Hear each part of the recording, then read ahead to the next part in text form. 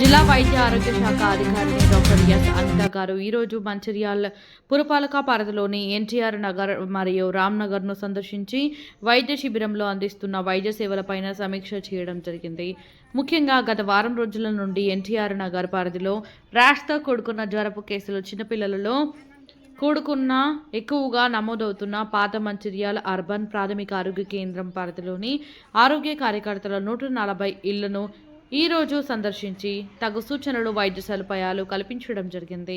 ఈ సందర్భంగా జిల్లా వైద్య ఆరోగ్య శాఖ అధికారిని మాట్లాడుతూ 10 సంవత్సరాల లోపు పిల్లలకు ఎక్కువగా జ్వరము, ర్యాష్తో కూడిన తరపు లక్షణాలతో రిపోర్టు చేయడం జరుగుతుంది.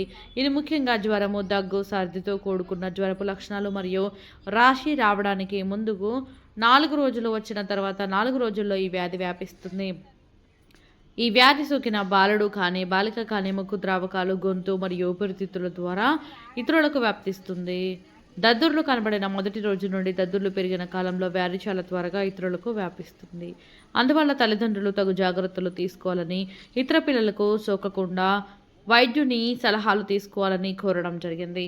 అదేవిధంగా ఒకసారి వ్యాధి సోకిన జీవితాంతం వ్యాధి నిరోధక టీకాలు వేయించుకున్న తల్లికి పుట్టిన పిల్లలకు ఈ వ్యాధి సోకదు. కావున మనము మన పిల్లలందరికీ విజిల్స్ వ్యాక్సినేషన్ను ఇప్పించాలని కోరడం జరిగింది. ముఖ్యంగా మన జిల్లాలో కానీ మన రాష్ట్రంలో కానీ ఈ వ్యాధి చలికాలం చివరి వరకు, ఎండాకాలం ప్రారంభంలో ఈ వ్యాధి సోకుతుంది.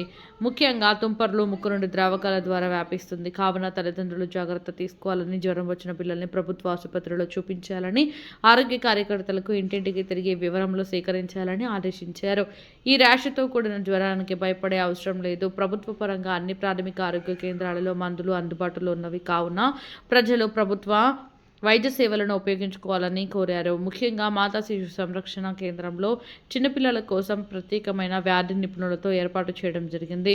ముఖాముఖిగా అవగాహన కార్యక్రమాలు చేపట్టడం జరిగింది. ఈ కార్యక్రమంలో వైద్యాధికారి డాక్టర్ స్నేహిత, సిహెచ్ఓలు దీక్షిత, వెంకటేశ్వర్లు, డిపిహెచ్ఎన్ ఆర్ఎస్ పద్మ, మాత ఆరోగ్య కార్యకర్తలు పద్మ, దివ్యాంజలి, గౌతమి, ఇంకా జిల్లా మాస్ మీడియా అధికారి బుక్క వెంకటేశ్వర్, ఆరోగ్య కార్యకర్తలు